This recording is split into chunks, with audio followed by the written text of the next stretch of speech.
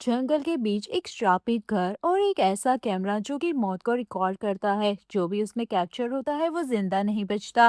अब एबी पहुंच चुकी थी ऐसे घर में, पर क्या वो सच जान पाएगी या खुद हो जाएगी अगला शिकार।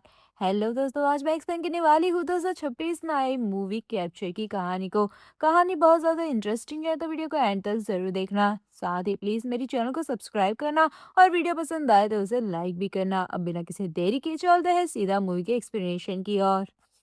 कहानी की शुरुआत में हम एक कपल को देख पाते हैं जो कि हाइकिंग करने के लिए जंगल में आए थे, लेकिन वो वहां पर भटक चुके थे, इसलिए किसी की हेल्प लेने जाते हैं और जंगल के बीचों बीच उन्हें एक बड़ा सा घर दिखाई देता है। इसलिए अब लड़का घर के अंदर हेल्प लेने जाता है जहां लड़की बाहर बैठी हुई थी। लड़का दरवाजा नॉक करता है मगर घर पूरी तरीके से खाली था, इसलिए वो बेसमेंट से होते हुए लड़का घर के अंदर जाता है और फोन करके किसी की हेल्प लेने की कोशिश करता है, मगर वहां का फोन बिगड़ चुका था। दूसरी ओर हम लड़की को देखते हैं जो कि घर के बाहर बैठी हुई थी, और हम देख पाते हैं कि कोई उस लड़की को घर की विंडो से रिकॉर्ड कर रहा था। तो वहीं लड़का ऊपर के कमरे से उसे कुछ आवाज सुनाई देती है, वो ऊपर जाकर चेक करता है, और जो लड़की थी ना उस कैम रिकॉर्डर की तरफ देखती है तो अचानक से वो पजेस्ड हो जाती है और सीन यहीं पर कट हो जाता है। जिसके बाद कहानी शिफ्ट होती है एबी नाम की एक लड़की पर जो कि अनाथ होती है। आज उसके घर उसका मुंह बोला भाई आता है जो कि एक प्राइवेट इन्वेस्टिगेटर था। वो आज एबी से कहता है कि उसे एबी के रियल माता पिता के बारे में पता चल चुका है, और इस रिगार्डिंग वो एबी से एक ऑफिसर की बात करवाता है, जिसके बाद वो ऑफिसर उसके घर पर आता है और वो एबी से कहता है कि तुम्हारे माता पिता अब इस दुनिया में नहीं रहे, लेकिन उनका पुराना घर अभी भी वहीं पर मौजूद है, और वो घर अब तुम्हारा है क्योंकि तुम ही उस घर की वारिस हो, और अगर तुम चाहो तो उस घर को बेच सकती हो। अब एबी अपने माता पिता के बारे में और भी जानना चाहती थी, इसलिए वो उस घर को देखने के लिए सामान पैक करती है और निकल जाती है। और अब जो वो घर था ना वो शहर से काफी ज्यादा दूर था। एबी ट्रेन से उतरकर वहां पर पहुंचती है, मगर कोई भी टैक्सी स्टैंड वहां पर नहीं था, इसलिए वो एक बार में जाती है किसी से पूछने की कि आखिर ये एड्रेस पर कैसे पहुंचा जाए। मगर बार में जाते ही सारे ही लोग एबी को घूर घूर कर देखने लगते हैं, और कोई भी एबी को उस एड्रेस पर छोड़ने के लिए राजी नहीं होता। तभी बार टेंडर जिसका नाम कायल होता है वो एबी की हेल्प करने रेडी हो जाता है, और वो उसे उस एड्रेस पर पहुंचाने के लिए हाँ कह देता है। कार में कायल एबी से कहता है कि कोई भी उस घर के आसपास भी जाना पसंद नहीं करता, इसलिए तुम्हें यहाँ लाने के लिए कोई भी रेडी नहीं हुआ। खैर वो उसे उस एड्रेस पर पहुंचा देता है। अब एबी कायल को घर के अंदर आने को कहती है, मगर कायल को कुछ काम था दूसरा, इसलिए वो अभी वहां से चला जाता है। जिसके बाद एबी घर में जाती है और घर की हालत काफी ज्यादा अच्छी थी, लेकिन सामान इधर उधर बिखरा हुआ था। एबी ऊपर के कमरे में जाती है तो वहां उससे कैम रिकॉर्डर नजर आता है, यानी कि ये घर वही था जो कि हमने मूवी की स्टार्टिंग में देखा था। खैर एबी को कायल का कॉल आता है और वो उसे कहता है कि वो एक रियल एस्टेट एजेंट को जानता है जो कि उसका घर बेचने में उसकी हेल्प कर सकता है, तो वो अपने घर की फोटोज क्लिक करके उसे भेज दे ताकि वो उसकी हेल्प कर सके। खैर अब रात में हम एबी को देख पाते हैं जो कि घर में रखी टेप्स को चेक कर रही थी, जहां उसे अपने माता पिता की वीडियोस भी नजर आती है। उन्हें देखकर वो बहुत ज्यादा खुश हो जाती है, और हम ना ये चीज नोटिस कर पाते हैं कि एबी सेम टू सेम अपनी माँ की तरह ही दिखाई देती थी। खैर एबी सारी टेप्स को देखकर रात को सो जाती है, तो वहीं कोई रूम का दरवाजा खोलकर एबी को देखकर वहां से चला जाता है। अब अगले दिन एबी अपनी माँ के कपड़े पहनती है और जॉगिंग के लिए निकल जाती है। घर आकर वो घर के कुछ फोटोज क्लिक करती है ताकि वो एजेंट को भेज सके। जिसके बाद वो शावर लेकर बाहर आती है तो उसे अपने घर के बेसमेंट में किसी के चलने की आवाज सुनाई देती है, इसलिए वो नीचे चेक करने जाती है तो वो देखती है कि वही कैम रिकॉर्डर नीचे पड़ा हुआ था। तो वो उसमें देखती है तो उसे विंडो से बाहर एक आदमी नजर आता है, मगर बाहर से देखने पर कोई भी आदमी उसे नहीं दिखाई देता। तो उसे लगता है कि कैम रिकॉर्डर खराब हो चुका है क्योंकि वो काफी ज्यादा पुराना था, इसलिए वो उस चीज पर ज्यादा ध्यान नहीं देती। अब तभी कायल वहां पर आ जाता है, जहां एबी कायल से अपने माता पिता के बारे में और भी जानकारी हासिल करने की बात करती है, जिससे वो एबी को लेकर एक बार में आता है। वहां वो एबी को एक ओल्ड न्यूज दिखाता है, जिसमें न्यूज ये थी कि बहुत साल पहले एबी के माता पिता ने खुद को ही जलाकर खत्म कर दिया था। मगर उस हादसे में एबी किसी तरह बच गई थी, लेकिन डरावनी बात तो ये थी कि उस घर में 13 और भी बॉडी मिली थी, और वो सभी एबी की माँ के पेशेंट्स थे। दरअसल एबी की माँ जो थी ना, वो एक थेरापिस्ट थी, और उन्हीं के पेशेंट्स की लाश वहाँ पर मौजूद थी। एबी के पिता की लाश भी नहीं मिली थी, लेकिन उनके जो दांत थे ना, वो एबी के माँ की लाश के पास ही मिले थे। अब ये सारी ही बॉडीज जली हुई थी, इसलिए सबकी पहचान करना बहुत ज्यादा मुश्किल था, और यही रीजन था कि वहाँ के लोग उस घर के आसपास भी जाना नहीं चाहते थे। अब वो लोग एबी की माँ को एक विच मानते थे। अब ये सब जानने के बाद एबी काफी ज्यादा दुखी होती है। खैर, कायल एबी को घर ड्रॉप करने आता है। एबी उसे घर में इनवाइट करती है और कायल भी अंदर जाता है। कायल को एबी अच्छे लगने लगी थी, इसलिए वो थोड़ा टाइम साथ में स्पेंड करते हैं।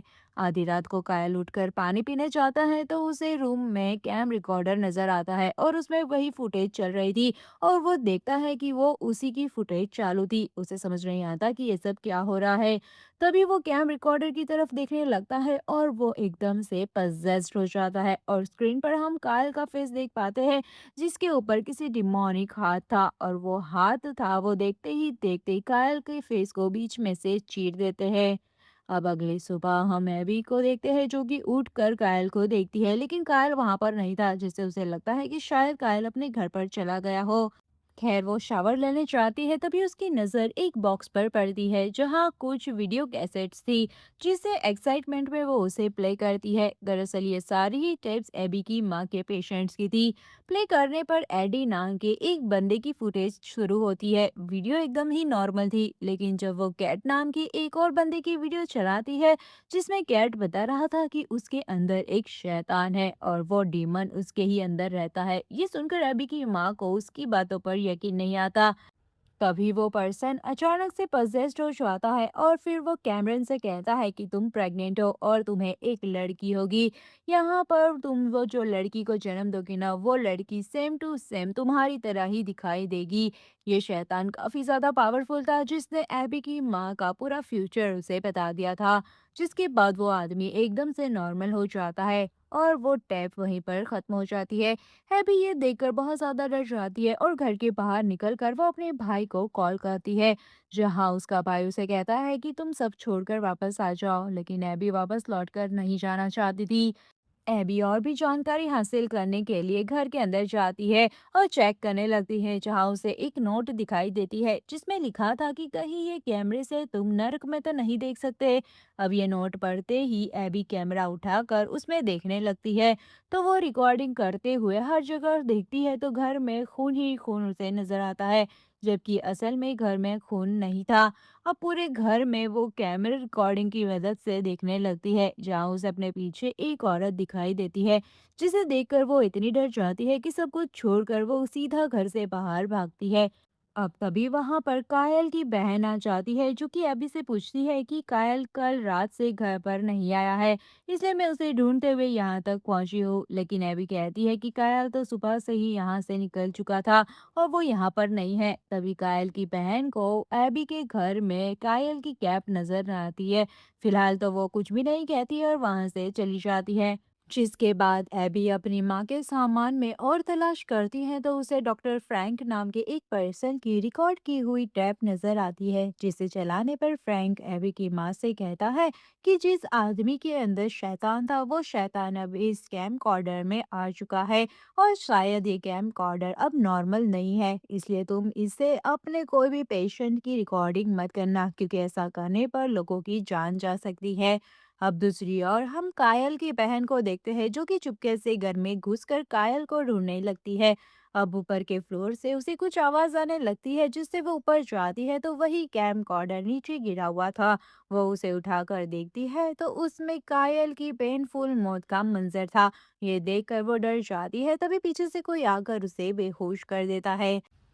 खैर दूसरी ओर हम एबी को देखते हैं जिसे एक टैप नजर आती है। वो ऊपर के कमरे से कैमकोडर को लाती है और उसमें टैप चालू करती है, जहां उसे पता चलता है कि एबी की मां ने जिन जिन लोगों को उस कैमकोडर से रिकॉर्ड किया था उन सब की ही मौत बहुत खौफनाक तरीके से हुई थी।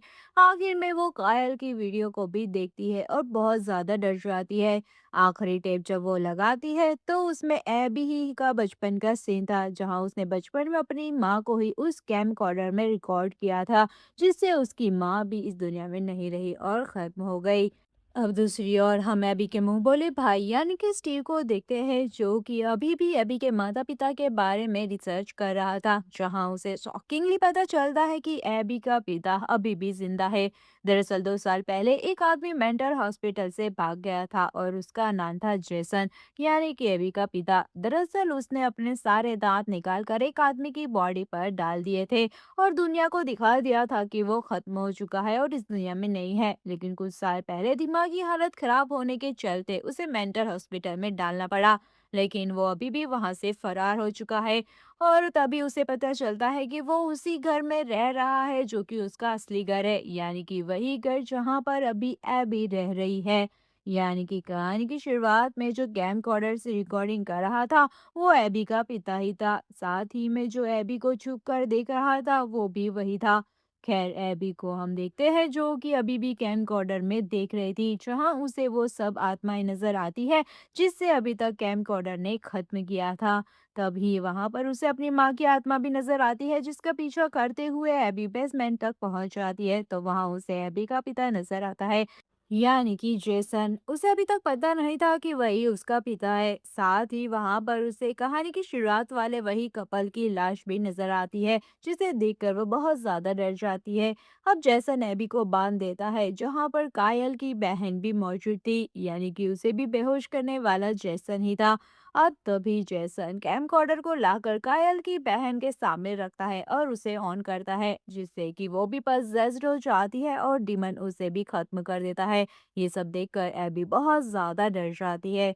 वहीं ऊपर एबी को बचाने स्टीव आता है और वो घर में हर जगह एबी को खोजने लगता है। तभी जैसन वहां पर आ जाता है और स्टीव को बेहोश कर देता है, जिसके बाद जैसन एक सीजर लाकर एबी के आगे फेंक कर चला जाता है, जिससे उठाकर एबी खुद को आजाद कर देती है। यानी कि जैसन जानता था कि एबी उसकी बेटी है, मगर अभी तक एबी को ये पता नहीं था कि यही इसका असली पिता है। खैर एबी ने बाहर स्टीव की कार देख ली थी, जिससे वो उसे ढूंढने ऊपर जाती है, तो जैसन ने स्टीव को भी बांध कर रखा था और जैसन के हाथ में कैमकॉर्डर था जिससे वो स्टीव की रिकॉर्डिंग करने जा रहा था। एबी ऐसा करने से उसे रोकती है, जिससे वो एबी को चाकू नीचे रखने को कहता है और फिर वो उसे बताता है कि वही उसका असली पिता है, जिसके बाद हमें पता चलता है कि आखिर ये सब कुछ क्यों हो रहा है।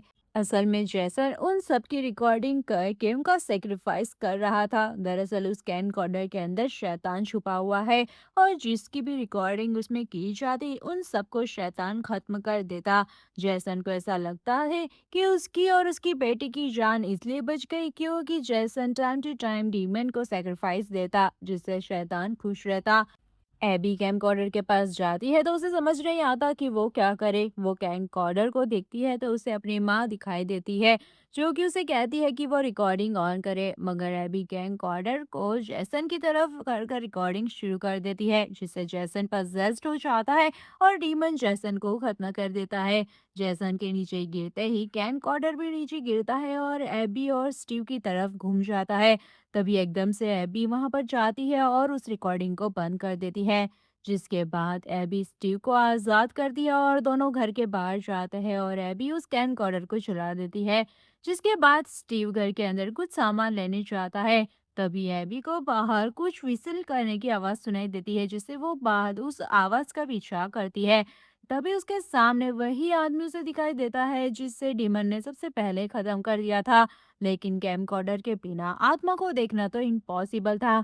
इसलिए एबी जोर जोर से चिल्लाकर स्टीव को बुलाने लगती है और मूवी में एक शॉकिंग ट्विस्ट देखने को मिलता है।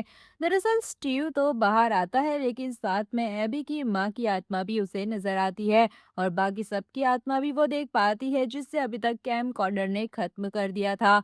यानी कि स्टीव और एबी भी डीमन के शिकार हो चुके थे। जब कैमकॉर्डर नीचे गिरा था तब उनकी भी रिकॉर्डिंग हो गई थी और डीमन ने उन दोनों को भी साथ में खत्म कर दिया था। और अब ये दोनों भी आत्मा बनकर उसी जगह पर कैद हो गए थे जहां बाकी सबकी आत्मा को डीमन ने कैद करके रखा था। और इसी के साथ ये मूवी यहीं पर खत्म होती है दोस्तों। तो कैसी लगी आपको ये मूवी की कहानी प्लीज मुझे कमेंट करके जरूर बताना। मिलते हैं नेक्स्ट वीडियो के एक्सप्लेनेशन में, तब तक के लिए अपना ध्यान रखिए। Bye bye.